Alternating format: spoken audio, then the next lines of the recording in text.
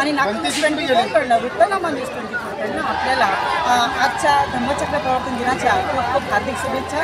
जय भीम, जय बुद्ध. आणि यावेळेस आपल्याला आपण सांगू इच्छितो की हे दीक्षाभूमीवर 14 ऑक्टोबरला भारतरत्न परमपूज्य डॉक्टर बाबासाहेब आंबेडकर यांनी इथे दीक्षा दिली होती आणि दीक्षा 5 लाख अनुयायी उपासिका यांना सुद्धा देण्यात आली होती. आणि हे दीक्षाभूमी आहे की ज्यावेळेस आम्ही इथून जे बोलतो आहे आज 14 ऑक्टोबरच्या दिवशी परमपूज्य भारतरत्न डॉक्टर बाबासाहेब आंबेडकर इथे दीक्षा दिली होती. आणि आजचा जो दिवस आहे सगळ्यात मोठा दिवस मानला जातो.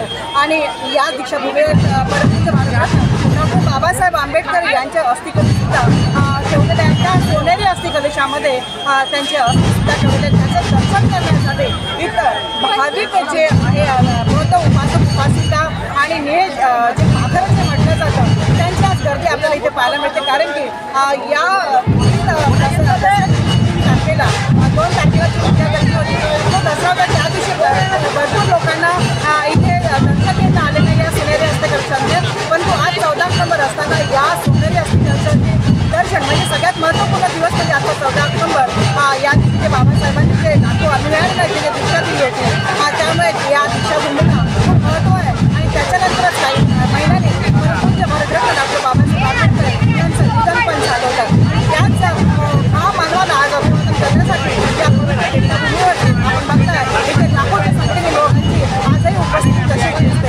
आजच्या धर्मचक्र 69व्या दिनानिमित्त आपल्या सगळ्यांना वृत्तनामा नागपूर 24 कडनं आपल्या दीक्षाभूमी नागपूर महाराष्ट्र भावनाओं का मुकाबला करना पड़ेगा. ये सिर्फ बोलने से काम नहीं चलेगा, ये लड़ाई लड़नी पड़ेगी.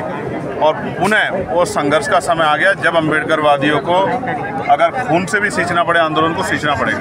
क्योंकि अब वो समय नहीं रहा है कि हम हाथ पे हाथ रख के बैठे रहें और हम इंतजार करते हैं कोई मसीहा के बदलेगा. अब हर एक अम्बेडकरवादी को खड़ा होना पड़ेगा और अपने हिस्से की लड़ाई को स्वयं लड़ना पड़ेगा. काम करने के लिए तैयार रहना चाहिए और एक बच्चे को मिशन का हिस्सा बनाना चाहिए. उसको इसलिए पढ़ा लिखाना चाहिए कि वो सोसाइटी में जाके सोसाइटी के लिए काम करेगा.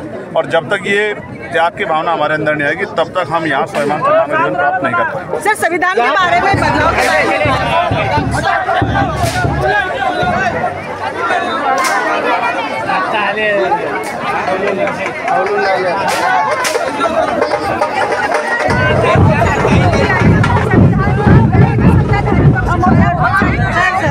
ऐसा प्रतीत होता है संविधान का कहीं ना कहीं अपमान हो रहा है. बहुत सारी चीजें नहीं, अपमान नहीं हो रहा, संविधान को कमजोर करने का प्रयास किया जा रहा है. आप इस जाति से ताल्लुक रखते हैं, आप इस समाज के लोगों के लिए बहुत काम कर रहे हैं. बाबा साहब के संविधान को लेकर आपका जो समुदाय है जिस प्रकार से जो आपका मुस्लिम समाज है, तो क्या ये आप अपने बच्चों को बुद्ध और धम्म का ज्ञान देंगे? बिल्कुल बिल्कुल. हम तो हमारे समाज के लोगों को ये कहना चाहते हैं कि जिस तरीके से हम हमारे मदरसों में कुरान पढ़ाते हैं इसी तरीके से एक सिलेबस संविधान भी पढ़ाया जाना चाहिए ताकि हमारे आने वाली जो हमारी नस्ल है उनको मालूम पड़ना चाहिए कि उनके अधिकार क्या है. जी, तो ये भी बताइएगा कि जिस प्रकार का जो संविधान के ऊपर में काफ़ी बवाल होते जा रहा है, तो संविधान की वजह से ही आज जो भी वर्ग है, जो भी तबके का वर्ग है, तो वो नौकरी भी कर रहे हैं. और संविधान की वजह से जो डॉक्टर भारत रत्न बाबा साहब आम्बेडकर जी ने जो लिखा है 2 साल 14 महीने उनको लग गया है. तो ये विभाजन करने के लिए नहीं था, परंतु हम सभी हिंदू मुस्लिम सिख ईसाई ये सभी भाई बहन एकत्रित आने के लिए होना चाहिए. इसी के लिए उन्होंने संविधान भी लिखा और इसी से सभी लोग बच भी रहे हैं. और ऐसे में जो कायदा है तो संविधान की वजह से ही ये आज हमारा जो देश है ये भी बचा हुआ है. तो आप क्या उसके पर प्रतिक्रिया देना चाहें? मैं ये कहना चाहूँगा कि भारत की सबसे बड़ी जो खूबसूरती है वो ये है कि यहाँ पे अलग अलग समुदाय के लोग एक साथ मिलजुल कर रहते हैं जी. और यही लोकतंत्र की सबसे बड़ी खूबसूरती है जी. जैसे एक गुलिस्ता में कई तरह के फूल हों, ऐसा हमारा भारत है जी. और इसी तरीके से मिलजुल के रहना भी चाहिए. ज़रूरत इस बात की है कि आज संविधान को हम पढ़ें. हमने एक मुहिम चलाई कि जैसे हमारे जो हमसे जो नॉन मुस्लिम पर्सन मिलते हैं हम उनको हिंदी लैंग्वेज में, मराठी लैंग्वेज में हम उनको कुरान गिफ्ट करते हैं जी। लेकिन जो हमारे मौलवी साहब लोग हैं, जो हमारे मदरसे वाले लोग हैं, उनको हम संविधान गिफ्ट करते हैं जी, जो उर्दू ट्रांसलेट में होता है जी। इसलिए कि जब हम पढ़ेंगे, जब हमको जानकारी होगी, तब हमको समझ में आएगा कि संविधान हमें क्या सिखाता है और संविधान क्या कहता है। कभी आपने बुद्ध और धम्म का जो ग्रंथ है वो पढ़ा है? बौद्ध धर्म के बारे में मैं बहुत ज़्यादा तो नहीं पढ़ा जी। हूँ, लेकिन मैं जितना पढ़ा हूँ मैं इतना जानता हूँ कि भारत का जो एक तरीके से मैं कहूँ कि सर्वप्रथम धर्म जो है वो बुद्ध धर्म ही जी। है और बाकी के जो धर्म है वो बाद में ही आते हैं। जी। तो सबसे बड़ा धर्म जो है वो बुद्ध धर्म है। बिल्कुल बिल्कुल, बहुत धर्म की शुरुआत भारत से हुई है जी। और बुद्ध धर्म जो है भारत का सर्वप्रथम और सबसे बड़ा धर्म। तभी तो कहा गया कि बुद्धम शरणम गच्छामि, धम्मम शरणम गच्छामि। या बिल्कुल, और उन्होंने ये भी कहा है कि महात्मा गौतम बुद्ध के बारे में हमारे जो आलिम उलमा हैं, हमारे जो मौलाना लोग हैं, वो ऐसा कहते हैं जी। कि देखिए ऐसा है कि उनके बारे में हमें कुछ भी गलत टिप्पणी नहीं करनी चाहिए जी। इसलिए कि हमारे धर्म में ऐसा बताया गया है कि लगभग 1.25 लाख नबी प्रॉफिट दुनिया में आए। जी। उनमें से कुछ नबियों के नाम हमें मालूम है, कुछ नबियों के नाम हमें मालूम नहीं है। जी। तो हो सकता है कि महात्मा गौतम बुद्ध जो है वो अपने समय के नबी रहे हों, प्रॉफिट रहे हों। हाँ। ये अलग बात है कि आज कुछ जो है उनकी अलग तरीके से जो है उनका इतिहास पेश किया जा रहा है हमारे बीच में, उनकी अलग तरीके से तस्वीर पेश की जा रही है। जी। तो क्या कहना चाहेंगे कि जैसे जिस प्रकार की जो अलग तस्वीर जो दिखाई जा रही है, बनाई जा रही है, तो वो वैसा पेश नहीं किया जाए? क्या बताएंगे आप जनता? बिल्कुल वैसा कुछ भी नहीं होना चाहिए। और ये जो तस्वीर दिखाई जा रही है, ये जो सोशल मीडिया पे या जो इलेक्ट्रॉनिक मीडिया पे जो प्रिंट मीडिया जो चला रहा है, इसमें कुछ भी सच्चाई नहीं है। बड़े थोड़े से लोग हैं जो भारत की अक्सरियत है, आज भी वो मिलजुल कर रहती है, अमन चाहती है और वो एक साथ रहती जी। है और यही भारत की खूबसूरती है। या तभी तो कहा गया है, डॉक्टर बाबा साहब आम्बेडकर जी ने वही कहा है कि पढ़ो लिखो और एकजुट हो, यही उन्होंने संदेश भी दिया है। हमने बाबा साहब के बारे में जो कुछ भी पढ़ा है, हमने देखा कि किस तरीके से मौलाना हसरत मोहानी साहब ने जो है बाबा साहब का साथ दिया और बाबा साहब को साथ में बैठा के उन्होंने रोज़ा इफ्तार किया और एक गिलास में पानी पिया। तो एक बहुत बड़ा कहीं ना कहीं संदेश दिया मौलाना हसरत मोहानी ने कि जो कुछ भी है छुआछूत, ऊंच नीच, ऐसा कुछ भी नहीं होता, सभी इंसान में सामान्य है और ये चीज़ हमारा इस्लाम भी सिखाता है, हमारे आलिम उलमा भी सिखाते हैं और हम उसी को मानते हैं। जी हाँ, आपको आज के दिन की धम्म चक्र प्रवर्तन की फिर से एक बार आपको बहुत बहुत शुभकामनाएं देते हैं। और आप जिस प्रकार से आपने कहा है कि आप अपने बच्चों को जैसा मदरसे में आप पढ़ाते हो, आपका मदरसा, तो वैसे ही आप कुरान पढ़ाते, तो वैसे ही आप बुद्ध के धम्म के संविधान भी उन तक का पहुंचना चाहिए। बहुत अच्छी सोच है आपकी और ऐसे आप आगे बढ़िएगा और बुद्ध धम्म का भी प्रचार प्रसार भी कीजिएगा।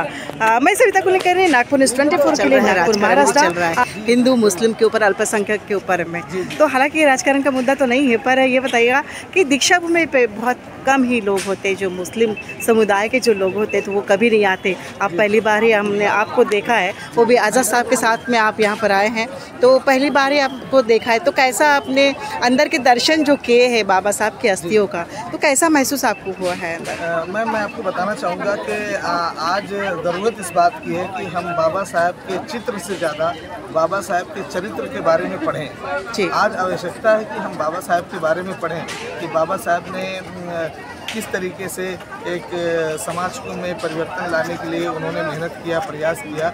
और हम एक लंबे समय से बहुजन विचारधारा पे काम कर रहे हैं और बहुजन मुस्लिम एकता पर हम काम कर रहे हैं। तो ऐसा भी मैं आज यहाँ पर आकर बहुत ही खुशी हुई कि हम दीक्षा भूमि पे जो हम यहाँ पे आए और यहाँ पे हमने दर्शन किए दीक्षा भूमि का। और जैसा कि मैं आपको बता देना चाहता हूँ कि आज़ाद समाज पार्टी के राष्ट्रीय अध्यक्ष, भीम आर्मी चीफ, नगीना लोकसभा क्षेत्र से सांसद माननीय श्री चंद्रशेखर आज़ाद जी भी आज आए हुए हैं। तो मैं आज़ाद समाज पार्टी से ताल्लुक़ रखता हूँ, आज़ाद समाज पार्टी का महाराष्ट्र प्रदेश सचिव हूँ और मैं मुंबई से आया हूँ जी। मुझे यहाँ आकर बहुत खुशी है। हाँ, बहुत सारे मतलब अभी जो